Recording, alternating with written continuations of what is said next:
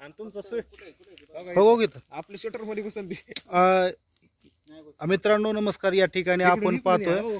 की एक मण्यार जातीचा निशाचर हा एक सर्प आहे आणि हा तुम्ही पाहू शकता खूप विषारी आहे हा साप. जो हा एक नंबरचा विषारी साप आहे सध्या तरी. या ठिकाणी सर्पमित्र राहुल घाडगे हे त्या सापाला या ठिकाणाहून ह्या मानव वस्तीतून इथून त्याला पकडून त्याच्या एक नैसर्गिक आदिवासामध्ये त्याला सोडण्यासाठी प्रयत्न करत आहेत. त्याला पकडण्यासाठी हा खूप मित्रांनो हा खूप विषारी आहे साप.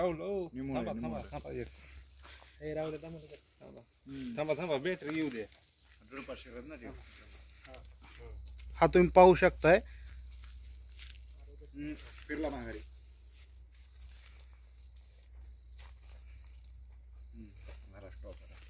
हा निशाचर प्राणी आहे आणि हा फक्त रात्रीचाच निघतो रात्रीचा. आणि हा माणसं झोपलेली असतात का त्या ठिकाणी जाऊन हा साप हा चावतो अशा प्रकारचा आहे. आणि हा तुम्ही पाहू शकता किती चपळ आहे. कुणी अशा प्रकारचा कुणीही स्टंट करू नका. यासाठी हे सर्व जे आहेत माणसं यांनी ह्या सर्व गोष्टींचे एक ट्रेनिंग घेतलेली आहे.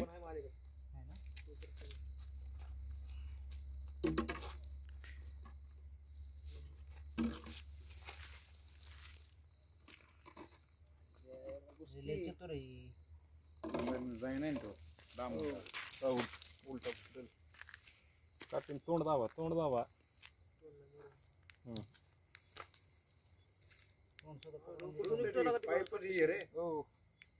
तोंडात घाला ना बरं.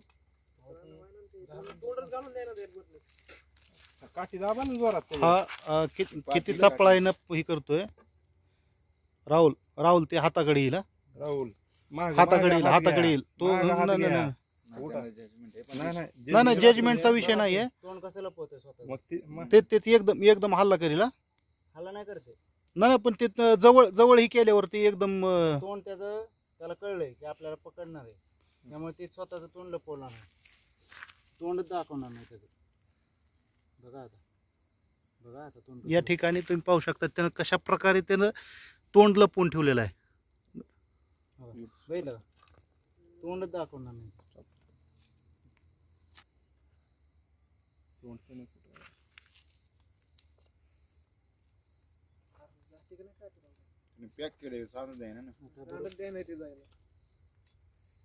राहुल तसंच उचलून त्याला टाकलं तर कारण की त्यानं आता आकडे टाकलेले आहे. तोंड तर दिसून देते का बघितलं.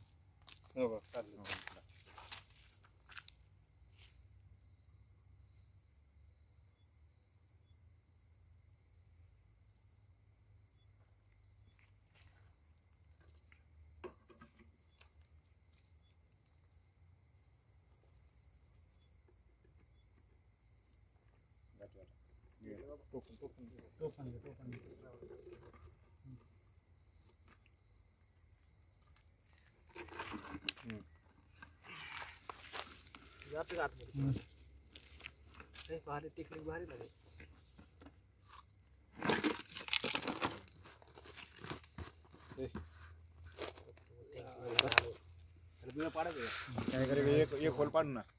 काय करणार बघा. ही एक मिनिट ह्या सापाची माहिती सांगता का पूर्ण? इकडून प्लेस कर या बा इकडे पुढे.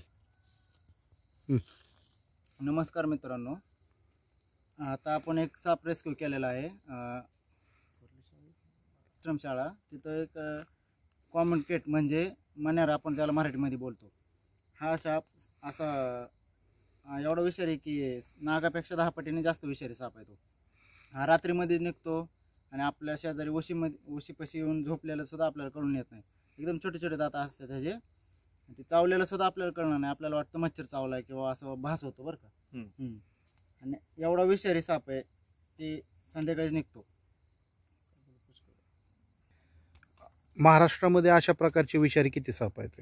महाराष्ट्रामध्ये अशा प्रकारे मण्यार हा 1 नंबर, दुसरा नाग, तिसरा घोणस, चौथा फुसरे, असे 4 प्रकारचे विषारी जास्त साप आहे. आणि 50% विषारी साप आहे ते मांजऱ्या म्हणून एक असतो, त्यात 50% विष असतं. आणि हिरवा साप एक असतो, त्यात 50% विष असतं. ते चावले तर काही एवढं होत नाही, हे चावले तर कमीत कमी पाऊण तास 40 मिनटं तरी माणूस पटकन दवाखान्यात जावं लागतं त्यांना, असं होतं. बरं. आता एकंदरीत आपल्या भागामध्ये करमाळा शहर तालुक्यामध्ये अशा प्रकारचे की विषारी साप किती प्रमाणात आहेत आणि किती आहेत काय? अशा प्रमाणे म्हणजे किती जातीचे आहेत आपल्या शहरामध्ये करमाळ्यामध्ये का? शहरामध्ये आसपास? तरी सगळ्यात जास्त तालुक्यात? आपल्या इथं घोणच जास्त आहे आणि नाग. आणि हा साप दुर्मिळ आहे, म्हणजे आपल्या इथं कमी आढळतो. आणि फुसरे तर आपल्या इथं शक्यतो आतापर्यंत आढळला नाही. नाग आणि घोणस हे 2च जास्त साप आढळतात, एवढे 2 आहे. ते दोन्ही विषारी असतात.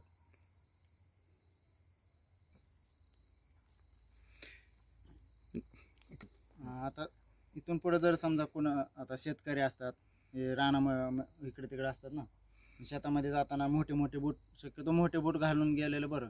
आणि कळून येत नाही, आता हिरवळ हे ते वाढलेले असते, त्यात कळून येत नाही.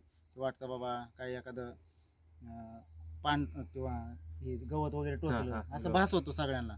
पण त्यांना कळून येत नाही. नंतर त्यांना असं वाटतं की अशक्तपणा येतो, थकवा येतो त्यांना. मग नंतर घरी गेल्यानंतर, दवाखान्यात गेल्यानंतर मग कळतं की साप चावलाय. अशा भरपूर घटना झालेल्या आहेत आपल्या इथे शेतकऱ्यांबाबतीत. ते एक त्यांना सांगणं आहे की मोठे बूट घाला, किंवा रात्रीच्या वेळेस असे मोठ्या मोठ्या बॅटरी घेऊन इकडे तिकडे आजूबाजू बघून जावा, किंवा ह्या गोष्टी करा.